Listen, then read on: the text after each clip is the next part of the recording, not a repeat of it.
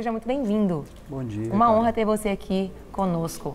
Muito obrigado. Pra gente falar. A gente podia começar falando o que é ética, né? Perfeito. Porque quando você não sabe o que é uma ética, você vai basear em quê, né? Verdade.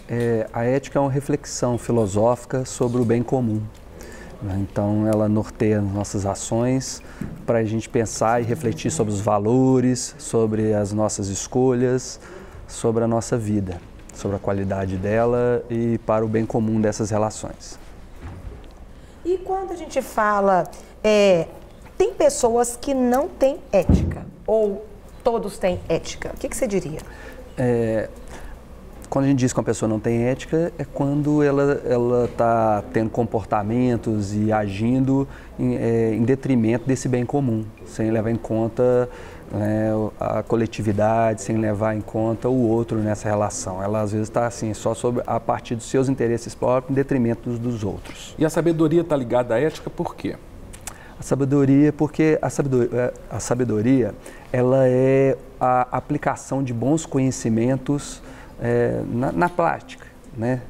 É colocar então as nossas atitudes com qualidade em ação.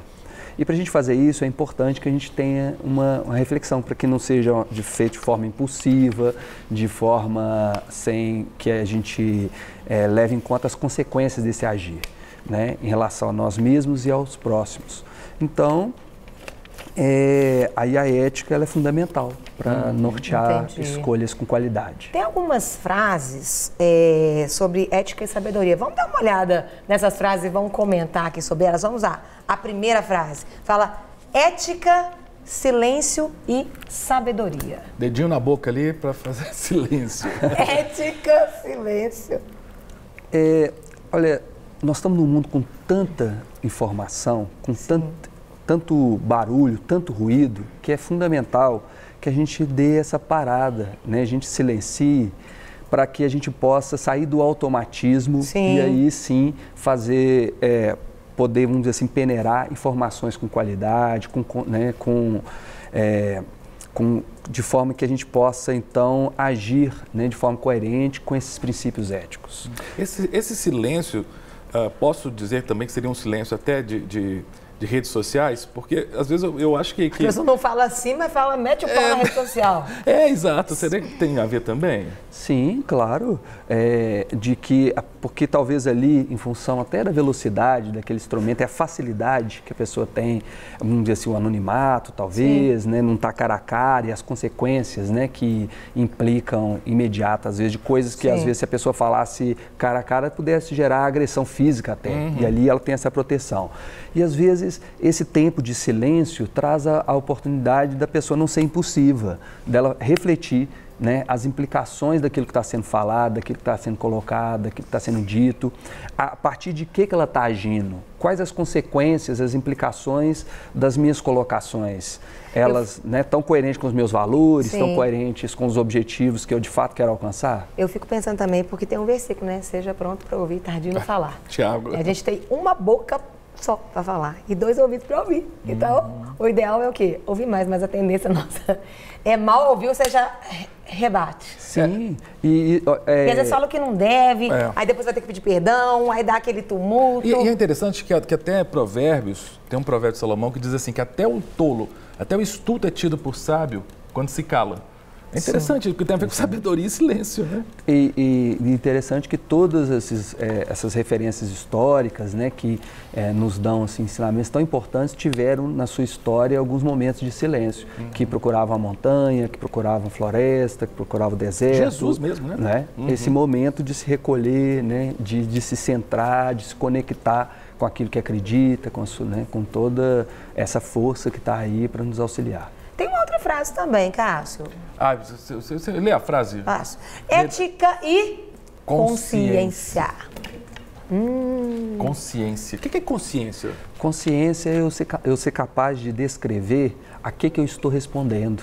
Está relacionado com autoconhecimento, eu ser capaz de descrever a partir de que eu estou respondendo e como eu estou agindo.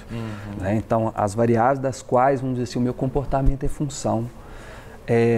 Então, ter consciência também está relacionada assim, a de eu ser ciente, de eu agir de forma coerente, com conhecimentos de qualidade, de eu buscar me conhecer, porque muitas vezes... Então tem a ver com a identidade. Sim. Mas... É um problema sério, porque a gente, né, tem conversado, a maior parte das pessoas às vezes não se conhecem. Não sabem seu valor, não sabem quem são, estão meio perdidas nisso, né? Isso é um problema. Sim. E talvez esse conhecimento, essa consciência também, né, que passa por autoconhecimento, ele é tão fundamental porque quando a pessoa desconhece boa parte das suas sombras, vamos dizer assim, muitas vezes ela está achando que está sendo ética ou ela está colocando uma coisa em função de outra. Às vezes, por exemplo, pode ser de inveja, de ciúmes, tendo atitudes, se colocando de formas assim, achando que está agindo em função de algumas coisas e desconsiderando esses outros aspectos dela, né, que talvez está ali de alguma forma distorcendo a sua informação, distorcendo as suas atitudes. Gustavo estava falando da questão de ética e consciência, a gente está falando agora. Eu lembro que muita gente fala que consciência é aquela vozinha que você ouve quando está no travesseiro, né? Aquela vozinha lá no fundo, né? Me parece que tem algumas pessoas que tem tanto ruído, e aí até volta para o primeiro, né? Ou a voz da consciência se cala tanto que aí a vida dela é uma vida completamente sem ética, né? Parece que tem gente que tem a consciência tão endurecida, não tem? Isso é doença. Pode ter casos que são a doença, mas essas são as exceções. Na maior parte, às vezes, são pessoas que com assim, uma rigidez, né? Uma rigidez em função de contextos empobrecidos, por questões de violência, de coerção, né? Que está em ambientes, vamos dizer assim, que tem um empobrecimento de possibilidade de reflexão, de exemplos de qualidade, da gente pensar, vamos dizer assim, de situações que favoreçam essas boas práticas. Agora, a nossa cinegrafista Jéssica, a grande cineasta de Belo Horizonte, ela sempre está querendo que a gente discuta o negócio de psicopatia. Agora, o psicopata, ele não pode ter um comportamento ético porque a consciência dele está zerada, né? É verdade, porque na concepção do psicopata, o outro é um objeto. O outro não existe enquanto um ser. O outro, ele é um objeto para satisfação, né, daquilo que é importante para mim. Aquele vigia lá de Janaúba, né? Aquele que botou fogo lá. Aquilo ali, por exemplo, foi um comportamento completamente antiético, né? Uma coisa meio doentia. A consciência zero, né? Naquele momento... Até para si mesmo, né? Porque quem é que põe fogo no seu próprio corpo? Porque o negócio não é simples, não. Assim, a ética também, é interessante, a primeira acepção, né, vamos dizer assim, que eu coloquei de reflexão, é porque da gente pensar também não só uma reflexão generalizada, mas uma reflexão que se personaliza em cada caso. Então, por exemplo, neste caso, para a gente ser ético em relação, né, ao que aconteceu ali, precisa, vamos dizer assim, de um aprofundamento da história daquele sujeito, se foi, que pode ser, assim, uma perda mesmo de consciência, né? Um problema psiquiátrico momentâneo e sério que aconteceu naquele momento, né? De desespero, e como pode também estar relacionado com a história dele de outras maneiras, como você apontou, uma psicopatologia. Então a gente não sabe, a gente só pode falar, assim, vamos dizer assim, com propriedade, com sabedoria, né? Se a gente se aprofundar e investigar a história daquele sujeito em particular. Tem mais uma frase também, não tem, Cássio? Ética, sabedoria e amor. O que tem amor a ver com ética e sabedoria? Que é muito interessante essa relação. É que quando a gente pensa em ética, nós estamos falando, por exemplo, da relação, né, com o outro, né? E amor... ou seja, a gente está falando em servir o outro, nós estamos falando em ver o outro feliz, né? E quando a gente nós estamos pensando em algo que, quando a gente pensa em bem comum, práticas que se sustentam, que sejam, vamos dizer assim, vamos chamar ecológicas, mas no sentido assim, que se sustentam a curto, a médio e a longo prazo, né? Que permita que, ao agir daquela maneira, outros possam agir também e que aquilo seja sustentável para o bem comum a médio e a longo prazo. Eu estou lembrando Deixa eu gastar um pouco de filosofia, né? Do vai. Kant, né? Os imperativos categóricos de Kant era isso, né? Age de tal forma que a máxima da atuação possa se tornar princípio universal de conduta. Kant dizia que a ética tem que ser uma ética universal. É exatamente isso que o Gustavo falou, sim, né? De cuidar do todo, né? Não só do meu particular, né? Sim, é verdade. E a gente está até conversando aqui com o psicólogo Dr. Gustavo, a gente está falando sobre você tomar decisões em cima da ética, que isso é algo sábio, ajuda, é algo... E a gente está trabalhando cada frase. Eu queria falar sobre ética e diferenças, até porque as pessoas, às vezes, elas têm dificuldade em pensar. Eu posso pensar diferente de você, mas eu posso continuar me relacionando com você. O fato da gente pensar diferente não quer dizer que nós somos inimigos. Por exemplo... E às vezes as pessoas têm dificuldade até nisso. Time de eu futebol... pensei diferente. Casal, marido e mulher, aí rola briga. Sim. A gente pode pensar bem, uma coisa é eu ter uma ideia diferente, outra coisa é contra a pessoa. Às vezes as pessoas têm um pouco de dificuldade nisso aí. O enriquecimento da experiência humana, ela vem das diferenças. Porque às vezes é assim, um lado nosso que é o conforto de estar só com pessoas que pensam igual a nós, sim, que agem igual a nós, né?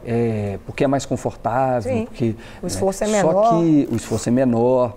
Lidar com as diferenças é que traz crescimento, que traz possibilidades, né? de que a gente crie possibilidades de síntese muito enriquecedoras, que traz assim, toda a nuance, né, de cores que a vida pode trazer. Legal. E ao mesmo tempo é muito difícil. A gente, por isso que talvez entra a questão da construção da sabedoria e da ética, né, dessas dimensões práticas, de que a gente tem alguns princípios norteadores dessa conversa que passa por essa dimensão ética, né, por uma... por exemplo, uma forma de conversa respeitosa, não violenta, sim, em que eu possa manifestar as minhas diferenças, pensar diferente, a partir de que perspectiva que eu estou colocando a minha concepção, a minha forma de pensar, o outro pode colocar a sua e a gente pode ver pontos em comuns, pontos diferentes e conviver bem, apesar disso. A intolerância, então, é extremamente antiética, né? Sim, porque... E nada sábio, né? A intolerância, os pensamentos extremistas, eles não permitem o diálogo. Eles são situações que são apaixonadas, são concepções apaixonadas e cegas. E a sabedoria, ela vem, né, da prática, da ação de bons conhecimentos que foram refletidos, né, que não que seja seguidos cegamente, mas que são frutos de uma reflexão, de uma consciência, né, daquilo que o homem tem de melhor. E a questão da ética, sabedoria e questões biológicas, como é que faz essa relação entre esses três conceitos? Todo tema, ele traz a possibilidade da gente ter uma reflexão ética. Né? E a questão biológica está na ordem do dia, né? A gente vê várias questões polêmicas que talvez passa por essa diferença, passa por essa discussão. Tudo clonagem, é possível. Por exemplo? Clonagem, até a questão de gênero, questões do aborto, todas essas questões, temos que sentar como humanidade e refletir sobre aquilo, né, em função do bem comum, ou seja, de como que aquilo impacta, né, a vida das pessoas que estão vivendo aquelas situações e como que aquilo impacta o grupo. Então, fruto dessa reflexão. Aí, me veio até uma coisa aqui dentro, eu acho que infelizmente, a nossa sociedade está faltando ética, está faltando princípios, está faltando isso tudo, até porque para pensar em uma ideologia de gênero é só com muita falta de ética mesmo. De biologia, né? De tudo. Porque eu fiquei pensando, né, quando ele falou, a gente fala das coisas que estão vindo, e aí surgem essas ideias, né, que vão contra, né, uma ética. Sim. E aí, hoje nós estamos tendo muitas questões que envolvem isso, e aí as pessoas, elas se sentem no direito de quererem mudar a ética para uma ética relativista, porque a ética, ela não pode, se ela ficar relativizando o tempo todo, ela perde a função dela. E eu acho que é interessante também, porque você falou questões biológicas. Eu não sou biólogo, minha formação é outra, mas que eu ouço de biólogos, de cientistas de medalha da biologia, diz que essa questão... Porque aí envolve a ética. Sim. Essa questão biologicamente posta. Você pode discutir a ideologia, que é a questão da sociologia. Mas da questão biologicamente posta, né? Porque talvez a questão da biologia, diante das transformações do mundo, de cada vez acontecem coisas diferentes. Por exemplo, possibilidades que não existiam. Barriga de aluguel, a possibilidade de inseminação artificial, alimento transgênico, várias, né, assim, uso de pesticida, mudança de espécie, matar ou não matar animais. Então, tudo isso implica que a gente, como grupo, tem que estar refletindo sobre essas questões, né? Sobre todas as questões, porque às vezes, mesmo aquilo que a gente coloca como certo, ou aquilo como errado, a pessoa só internaliza aquilo de uma forma consciente na medida em que ela pode refletir sobre aquilo. Até para ela chegar neste ponto, né, é que nós, como grupo, temos que estar refletindo por que então, se a gente está considerando determinada, né, como você apontou, determinada concepção, forma de ver o mundo, ou outra forma de ver o mundo, para a gente chegar naquela, assim, como para internalizar aquilo, para aquilo ter força em mim, né, como, assim, viva, que eu reflita sobre aquilo. Eu acho que essa questão da ideologia de gênero até está gerando tanta discussão exatamente por uma questão ética. Aí é uma discussão que envolve a ética. Acho que é a discussão entre posicionamentos que são divergentes na área da ética. E isso é rico, porque o que não pode é não discutir. Tem que discutir para que as pessoas tomem posição, como o Gustavo falou, de forma refletida. Agora, hoje em dia, tecnologia é o que manda. Né? Assim, hoje estou falando de tecnologia, inclusive vamos falar de tecnologia logo depois, né, conversando sobre celulares. Mas qual que é a relação entre ética, sabedoria e as inovações tecnológicas, a tecnologia? Olha, eu acho que esse é um dos grandes desafios do ser humano, eu acho, hoje, é lidar com isso tudo e a tecnologia, porque abre a rede social das pessoas, você vê falta de sabedoria o tempo inteiro. Infelizmente... Eu falo que a internet tinha que ser Ethernet para te levar para o eterno, mas tem sido Infernet, tem que levar todo mundo para o inferno. Porque vai falar mal dos outros, o povo acha que isso é feito, tem usado isso com muita falta de sabedoria, né? Porque muitas vezes não tem tido ética. Talvez assim, a gente tem que sempre lembrar que atrás da tecnologia, a tecnologia ela é uma ferramenta. Por exemplo, você pegar uma faca, a faca ela pode matar alguém, como ela pode descascar uma fruta. Né? Então, essa diferença é porque tem atrás alguém. Então, a tecnologia, ela potencializa, né? Assim, é como se ela fosse um potencializador de tudo que a pessoa pode produzir. Então, se com sabedoria, essa tecnologia, ela potencializa, né, possibilidades assim, de enriquecimento da vida humana, como ela pode potencializar também aquilo que o ser humano tem de pior.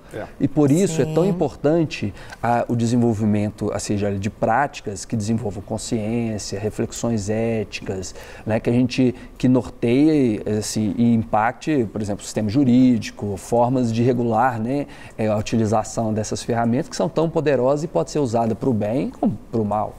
Sim, é verdade. Te agradecer imensamente. Foi muito bom tê-lo aqui. Volte sempre. Tivemos aqui uma aula, não é? É sensacional. Essa relação ética, sabedoria e várias áreas de se pensar mesmo, né? E um mundo que a gente precisa de muita ética e muita sabedoria. Para receber todas as novidades do canal, inscreva-se. E se curtir o vídeo, clique em gostei. Aproveite para acompanhar a Rede Super nas redes sociais.